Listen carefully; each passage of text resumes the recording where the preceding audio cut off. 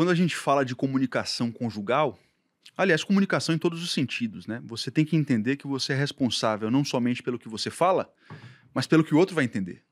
Então nós estamos falando da sua esposa, então você deveria conhecê-la o suficiente para saber como ela traduz cada coisa.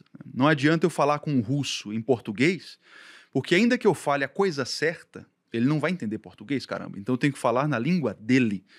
E quando a gente fala de comunicação conjugal, no que diz respeito ao amor e demonstrações do amor, nós temos que aprender a traduzir e falar amor da forma correta, né? Você falou de linguagens do amor aí, e tem um livro que é muito importante para nós, do Gary Chapman, né? As 5 linguagens do amor. Né? Muito bom esse livro. Eu sempre uso isso aqui com os casais, né? Porque você tem tempo de qualidade, atitudes de serviço, palavras de afirmação, presentes e toque físico.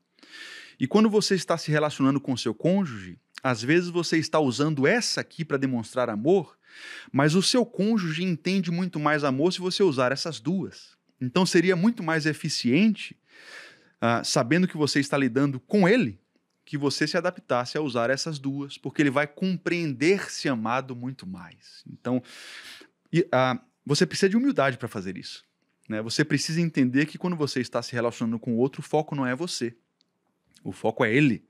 Você quer demonstrar que o ama. Então, vale a pena você sair da sua zona de conforto e utilizar aquilo que vai fazer com que ele se sinta amado, né? Então... Cara, é muito interessante, né?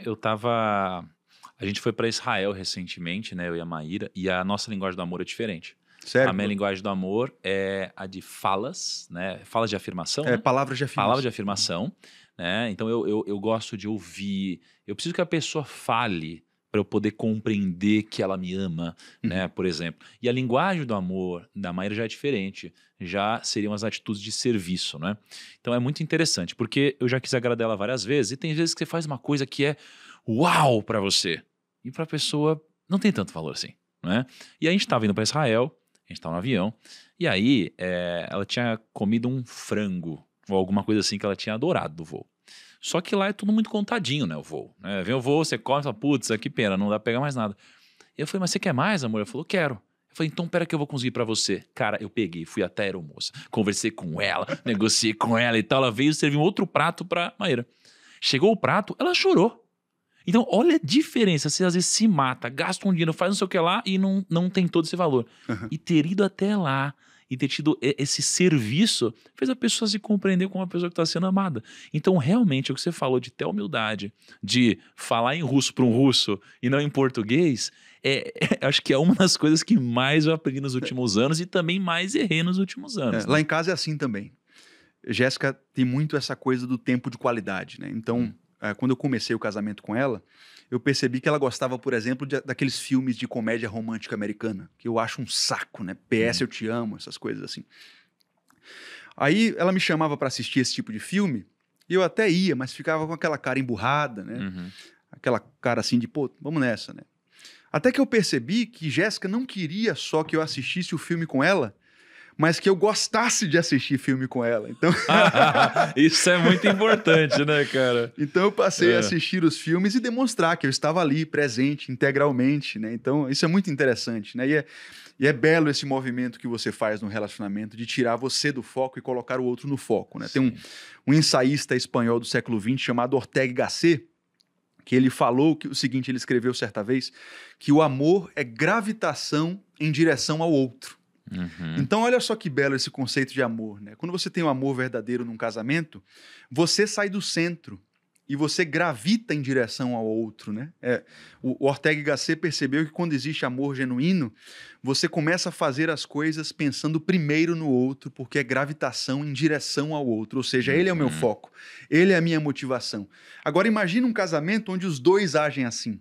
Quando a esposa pensa primeiro no marido, o marido pensa primeiro na esposa, né? Esse casamento tem tudo para se tornar uma relação muito forte e duradoura, que é o que nós não estamos vendo hoje, né? Perfeito, cara. Então, assim, eu tiraria que o que seria muito importante para uma comunicação efetiva no relacionamento, então, seria você se preocupar com o que você fala e com o que o outro entende. Sim. E a base disso é você falar a linguagem que faz o outro se sentir amado. De alguma forma. Então seria basicamente isso. E não somente isso, mas a forma e o momento, né?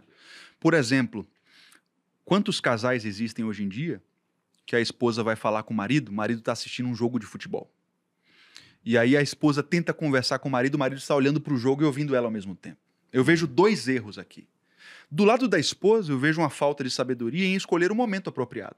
Vamos supor que o cara está assistindo a final da UEFA Champions League, que ele tanto esperou, e aquele jogo não vai mais passar. Então, é de se entender que ele não queira dar atenção naquele momento. Sim. Do lado do marido, também vejo um erro. Porque ele tem 2 opções, né? Ou ele desliga a TV, olha para a esposa, e o gesto corporal, de olhar, de sentar e dizer, meu amor, eu estou aqui, pode falar, você é mais importante para mim do que o jogo. Essa é uma opção. Ou então ele teria a opção de dizer, meu amor, é o seguinte, esse jogo aqui não vai mais passar, então você se importa se a gente deixasse para conversar daqui a 45 minutos ou 90 minutos? Ah, tudo bem. Então, quando os 2 têm esse feeling, esse tato de entender não somente o conteúdo, mas a forma e o momento de comunicar, eu acho que a comunicação também fica mais gostosa. Eu acho que o casal tende a se comunicar de uma forma mais apropriada, né?